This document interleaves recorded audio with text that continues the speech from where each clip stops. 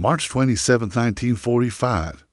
High above the Japanese home islands, the sky is thin and colorless. At over 30,000 feet, the air offers little mercy to machines or men. American B-29 Superfortresses move in steady formation, their aluminum skins catching the morning sun. Engines drone with a controlled, mechanical calm. Inside the pressurized cabins, crews monitor gauges, oxygen steady, hands practiced. This altitude is deliberate. It is protection. Far below, warning sirens begin to sound. Japanese pilots scramble. Engines roar. Fighters climb hard, noses angled upward, every meter gain costing power, fuel, and breath. Cockpits grow cold. Controls stiffen. The bombers remain distant to high, to smooth, seemingly untouched by gravity. Some pilots glimpse them briefly, silver shapes drifting beyond reach. Others never do. Anti-aircraft guns fire blindly. Bursts bloom far beneath the formation, harmless black clouds in empty air. The calculations are wrong. The ceiling is wrong. The enemy is somewhere the defenders were never meant to fight. What the Japanese air defense is facing is not just a bomber, but a system. And to understand how this moment became inevitable, the story must begin years earlier, long before the B-29 ever reached Japan's skies. By the time the first B-29 Superfortresses appeared on the horizon, the Pacific War had already entered a decisive phase. Japan's early victories achieved through speed, surprise, and skilled pilots were years behind it. The attack on Pearl Harbor in December 1941 had brought the United States fully into the conflict, and by 1943 the balance of power was shifting with quiet inevitability. American shipyards, aircraft factories, and training fields were producing at a scale no Axis power could match. The question was no longer whether the United States would reach Japan, but how. Japanese air doctrine before the war had been shaped by different assumptions. The Imperial Japanese Army Air Force and Navy Air Service prized maneuverability, pilot skill, and offensive spirit. Fighters like the Nakajima Ki-43 and Mitsubishi A6M0 were designed to dominate at low to medium altitudes, where agility and turning performance mattered most. Interception was understood as a direct, visual contest, fighters climbing to meet incoming aircraft, closing distance and engaging at relatively close range. Heavy, high-altitude strategic bombing had never been central to Japan's own planning, and so defending against it was not prioritized. Meanwhile, across the Pacific, American planners were preparing for a different kind of air war. Long before the United States entered the conflict, Army Air Forces leaders had invested in the theory of daylight precision bombing. The idea was simple, but demanding.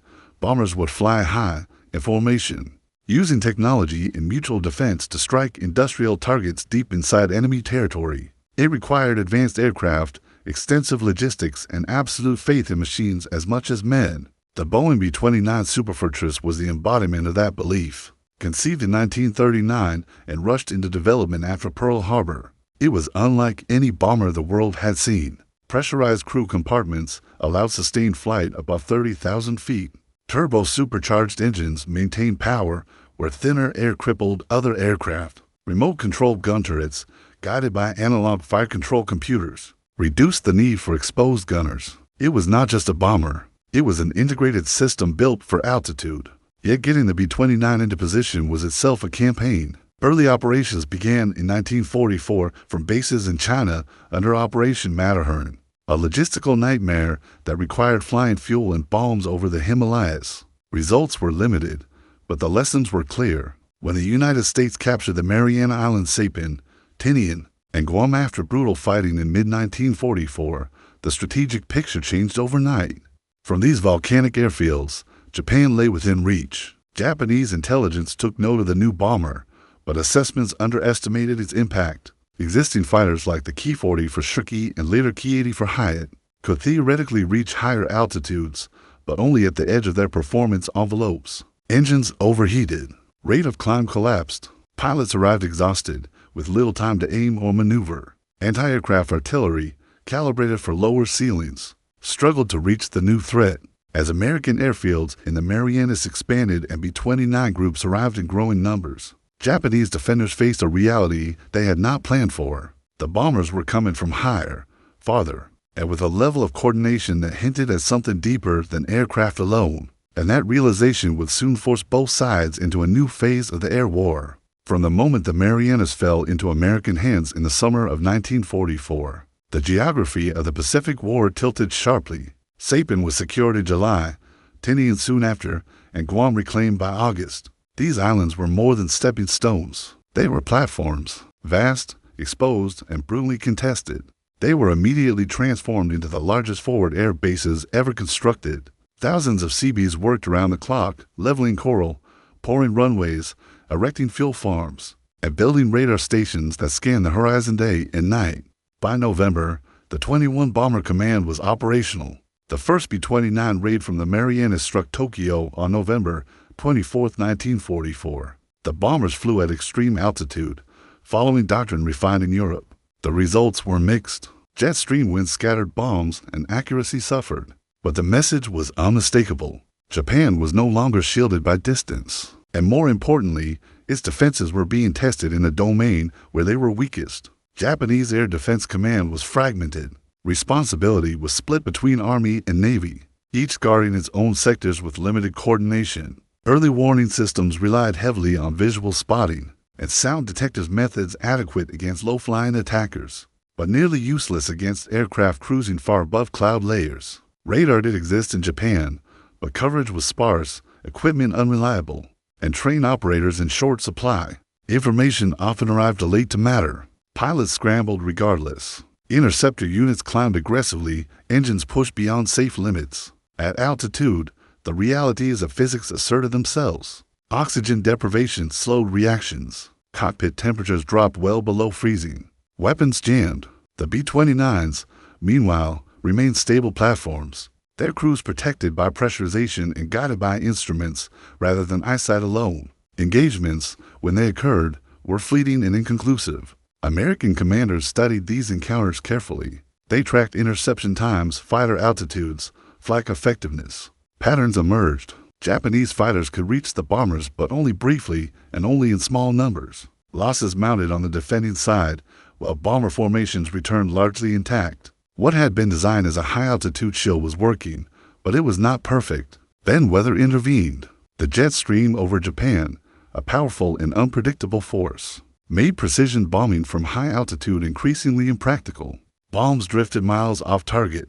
Commanders faced a choice: persist with doctrine or adapt. In early 1945, under Major General Curtis LeMay, the approach shifted. Altitudes were lowered. Bomb loads changed. Defensive guns were reduced to increase range and payload. Yet even as tactics evolved, one advantage remained constant and growing: detection.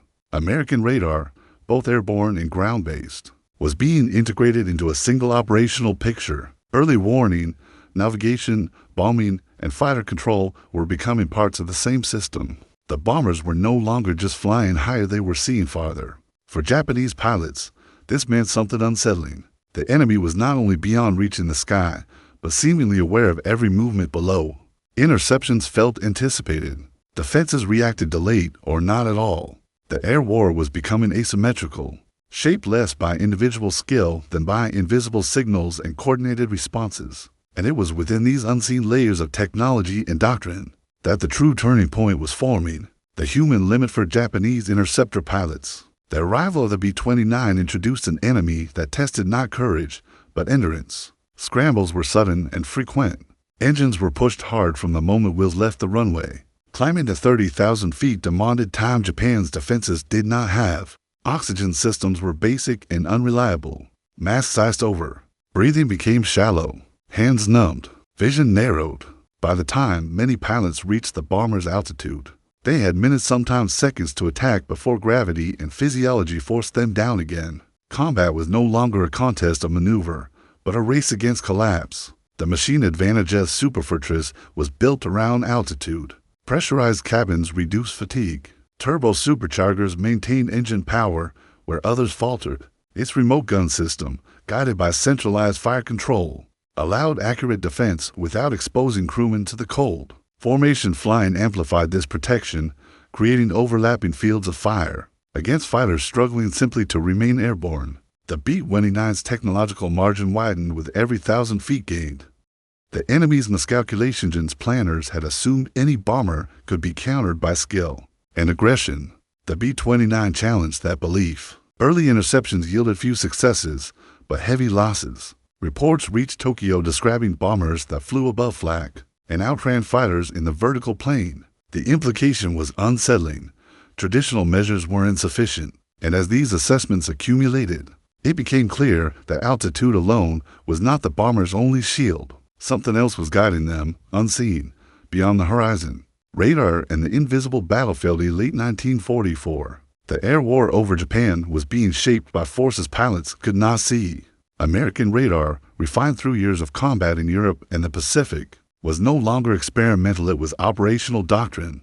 Ground-based radar stations in the Marianas tracked weather, formations, and approach routes. Airborne radar bore lead, B-29s assisted navigation through cloud and darkness. Data flowed continuously, allowing bombers to adjust headings long before visual contact with land or defenders. For Japanese air defense, this created a fundamental asymmetry. Fighters still relied on last-minute alerts. The Americans were already where they intended to be. Radar also compressed time. American crews knew when they had been detected, when fighters were likely to climb, and how long interception windows would remain open. Routes were planned accordingly. Altitude shifted subtly. Timing tightened. What appeared to Japanese pilots as uncanny anticipation was, in reality, coordination. The bomber stream was not reacting, it was executing. Leadership and adaptation common decisions amplified this advantage. Major General Curtis LeMay was not sentimental about doctrine. He evaluated results, not theories. When high-altitude precision bombing failed to produce decisive effects due to jet stream winds, he ordered changes that shocked even his own staff. Bombing altitudes were lowered. Missions shifted to night operations. Incendiaries replaced high explosives. But radar remained central. Even at reduced altitude, navigation, target identification, and formation control depended on electronic guidance. Japanese leadership struggled to respond. Resources were scarce. Fuel shortages limited training. New interceptor designs arrived late and into few numbers. Coordination between Army and Navy units remained fractured. Radar coverage improved marginally, but integration lagged. Decisions were reactive, constrained by industrial decline and a shrinking margin for error. Each raid forced adjustments, but none closed the gap. The moral and psychological weight for civilians and airmen alike. The changing character of the air war carried heavy consequences. Japanese pilots spoke later of frustration of climbing endlessly toward an enemy that seemed insulated from retaliation. The sense of helplessness eroded morale. For American crews, altitude and radar created distance not only physical, but emotional. Targets appeared as coordinates and glowing returns on scopes. The war was becoming abstracted, managed through instruments rather than eyesight. This transformation marked a turning point beyond tactics. It signaled a future in which control of information mattered as much as control of airspace. And as the systems matured, the gap between attacker and defender widened irreversibly, setting the stage for the moment when Japan's air defense would finally confront the full weight of this new kind of warfare. February 1945 marked the moment when the imbalance in the skies over Japan became undeniable. By then, the 21st Bomber Command was operating at a tempo the Japanese air defense system could no longer absorb. Missions launched with clockwork regularity. Hundreds of B-29s lifted off from Tinian and Saipan, their departures tracked, timed, and sequenced by radar before they ever reached cruising altitude. The bomber stream stretched for miles, invisible to defenders until it was already too late to respond effectively on the ground in Japan. Radar operators detected formations approaching from beyond the horizon. Reports were passed upward, delayed by fragmented command structures and competing authorities. Scramble orders followed, but the clock was already against them. Fighters climbed hard, engines screaming, fuel gauges falling faster than altitude was gained. Some pilots reached the bombers only to find themselves below the formation, unable to close the vertical gap. Others arrived exhausted, weapons misaligned, oxygen depleted. The Americans were no longer guessing. Radar analysis had revealed interception patterns. Japanese fighters climbed predictably, approaching from specific vectors dictated by geography and airfield placement. Bomber routes were adjusted accordingly. Slight changes in heading, altitude, or timing reduced exposure even further. The bombers were not merely protected by height, they were protected by anticipation. On March 9, 1945, the war in the air crossed a threshold. That night, 330 for B-29s departed the Marianas for Tokyo in Operation Meetinghouse. The approach was different. Altitudes were lower, formations looser, defensive guns stripped to maximize payload, but radar remained the backbone. Navigation through darkness, cloud, and smoke relied on electronic guidance. Fighters attempted interception, but coordination collapsed under the strain. Many never reached the bombers at all. The results were catastrophic for Tokyo. Firestorms engulfed entire districts. For Japanese air defense commanders, the implication was devastating. Even when altitude was surrendered, control was not. The Americans could choose when to fly high, when to fly low, and how to arrive undetected until the final moments. Radar had removed uncertainty from their side of the equation. In the weeks that followed, interception losses mounted. Japanese pilots began to encounter bombers already aligned, already releasing payloads, already turning away. The window for effective defense narrowed to seconds. Desperation tactics emerged. Ramming attacks dietary were encouraged. Pilots volunteered to sacrifice their aircraft in collisions with bombers. Some succeeded. Most did not. The altitude advantage, combined with early warning and formation discipline, made such attacks extraordinarily difficult. By April, the pattern was unmistakable. Japan's remaining interceptor force was being consumed faster than it could be replaced. Training hours were cut. Fuel shortages worsened. Radar coverage, already thin, was degraded further by bombing. American planners monitored these indicators closely. Loss ratios confirmed what pilots already felt. The enemy's ability to contest the air was breaking, and yet the decisive realization had not fully settled within Japanese high command. Hope remained that new aircraft, new tactics, or sheer resolve might still alter the outcome. That hope would soon be tested directly when the Americans demonstrated that altitude, radar, and coordination were not temporary advantages, but permanent conditions of the war they were now fighting. By May 1945, the structure of Japan's air defense was no longer coherent. Radar stations that once provided early warning now operated intermittently, damaged by bombing or starved of trained personnel. Communications lines were unreliable. Orders arrived late or not at all.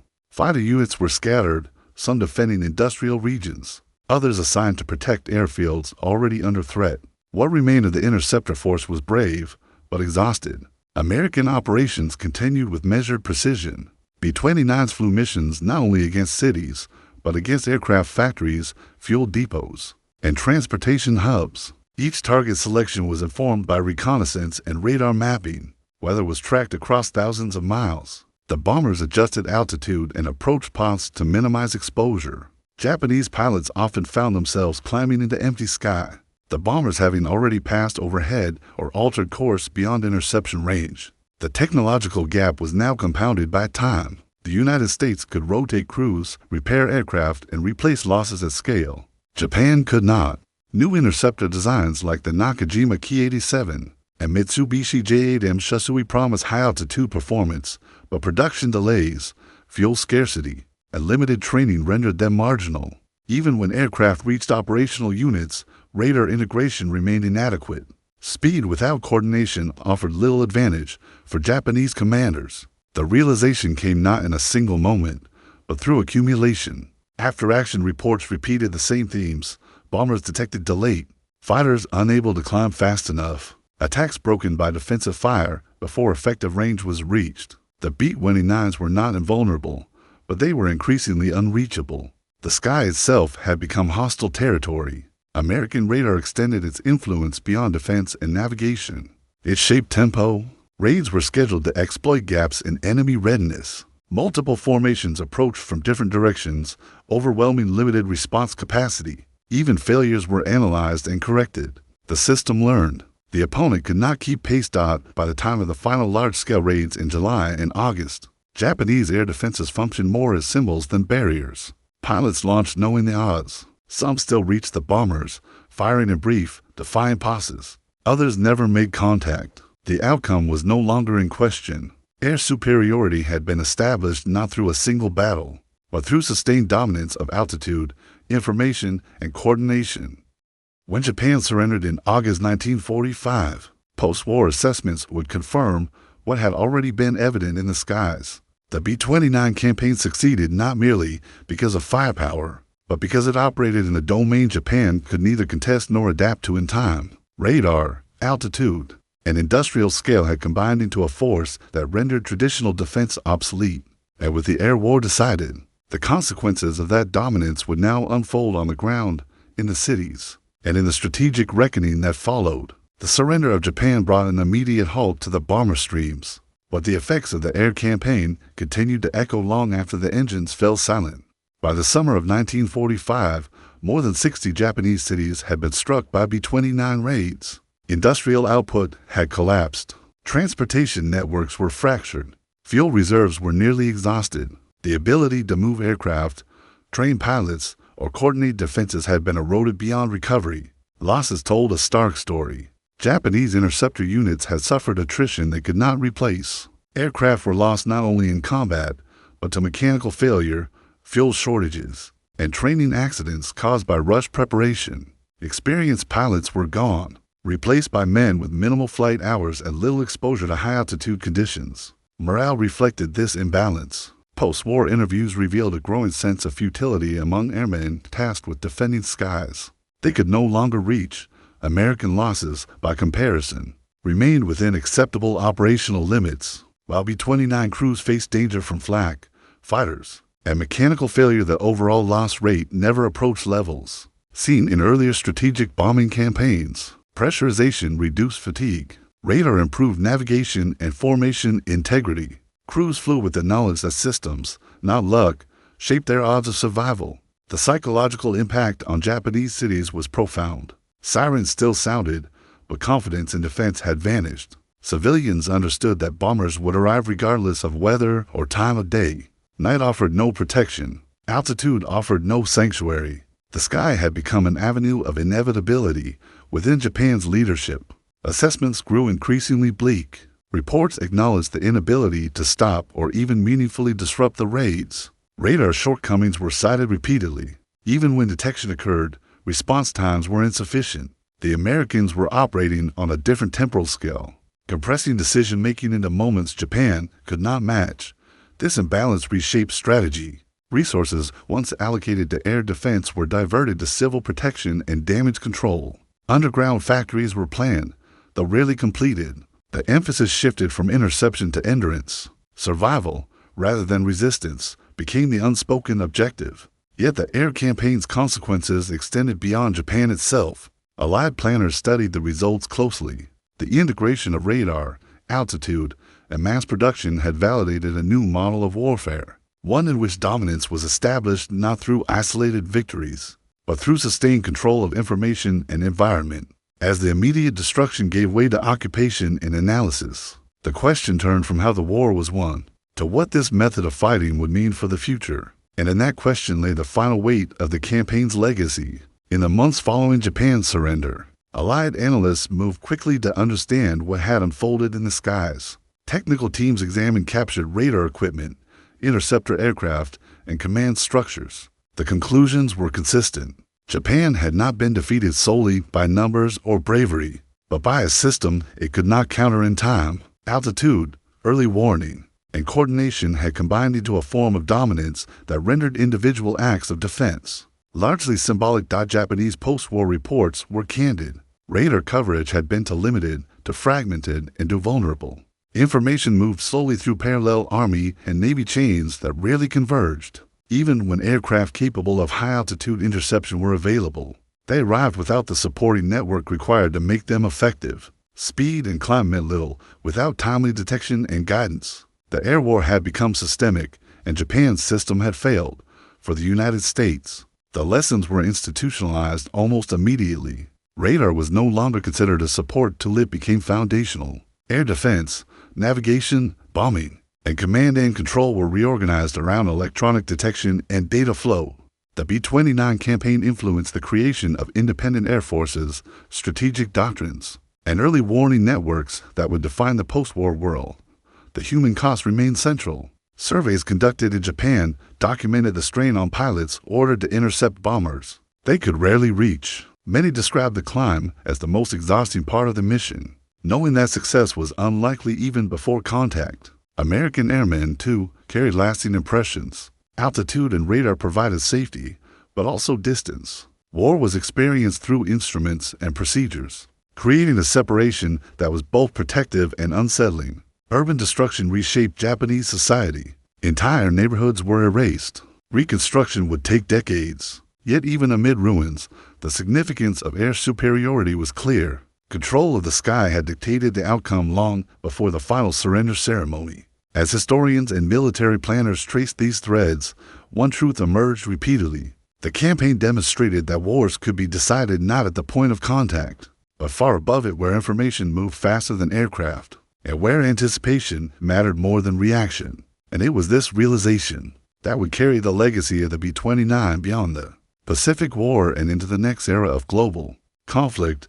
The story of the B-29 over Japan is not simply a story of altitude or machines. It is a story of transition, a moment when warfare crossed an invisible boundary and entered a new domain, governed by data, coordination, and reach rather than proximity alone. Japanese pilots, who strained toward unreachable bombers, were not lacking in courage. They were confronting a future that had arrived ahead of its time. Skill, resolve, and sacrifice could no longer compensate for the absence of integrated systems. The sky itself had been reshaped by technology. For the Americans, the Superfortress campaign confirmed a belief that would guide generations. That control of information could determine outcomes before shots were fired. That preparation and coordination could reduce uncertainty to calculation. And that distance, once an obstacle, could become an advantage. Yet beneath the abstractions of radar scopes and altitude charts lay human consequences. Cities burned, families fled. Airmen on both sides faced fear, fatigue, and loss. The calm efficiency of the system did not erase the suffering it produced. It only changed how that suffering was delivered. In the end, the B-29 did more than bomb Japan. It redefined what air power meant. The stunned reactions of Japanese pilots climbing into thinning air marked the passing of an older world, one where the sky was contested by eyesight and instinct. What replaced it was quieter, colder, and far more decisive. And in that silence above 30,000 feet, modern warfare took shape, long before most of the world realized it had already begun.